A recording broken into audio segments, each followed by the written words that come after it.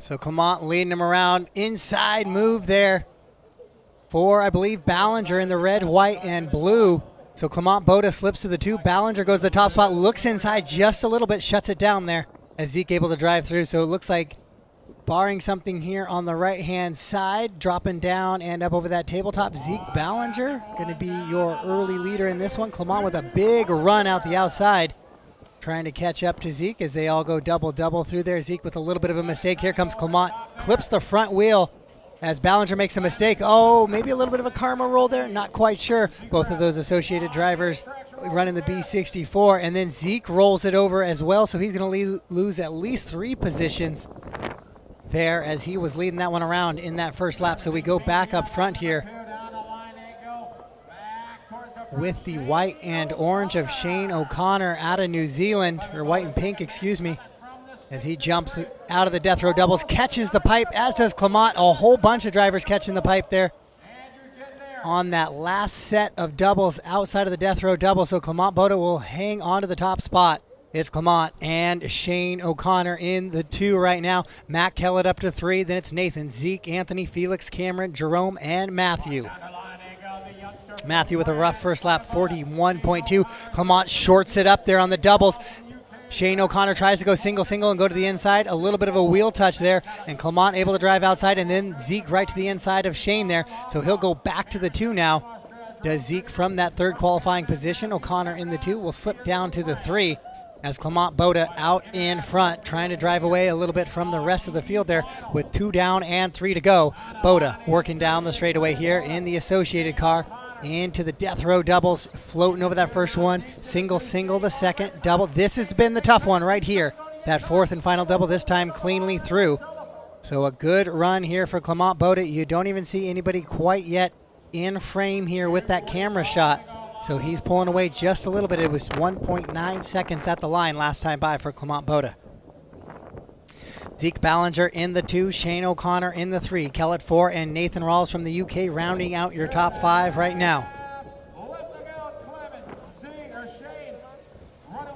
Clement a little bit short on that last double, able to drive out of it, drifts it beautifully into that little switchback section. Again, Shane O'Connor just going over the triple there as you saw Clement working down into that little Sun Padao section as he works down the right-hand side here. So the youngster from France putting on a clinic so far in this one with 3 down and 2 to go. Tiny Boda with a big gap over everybody else. I had a chance to sit next to Boda and his dad on the bus this morning, and I tried to explain that I've been calling him Tiny Boda, and that's when I realized that neither of them really speak English. So the young Frenchman racing in his world championships, he said he's having a lot of fun. And with his fastest lap last time by, enjoying a 7.5 second advantage on pace to get by, potentially for a victory lap, depending on the pace from Matt Kellett. Yeah, I sat by the Bodas actually on the bus ride on the way home. French was the only language being used, so the Frenchman speaking French, go figure. Right.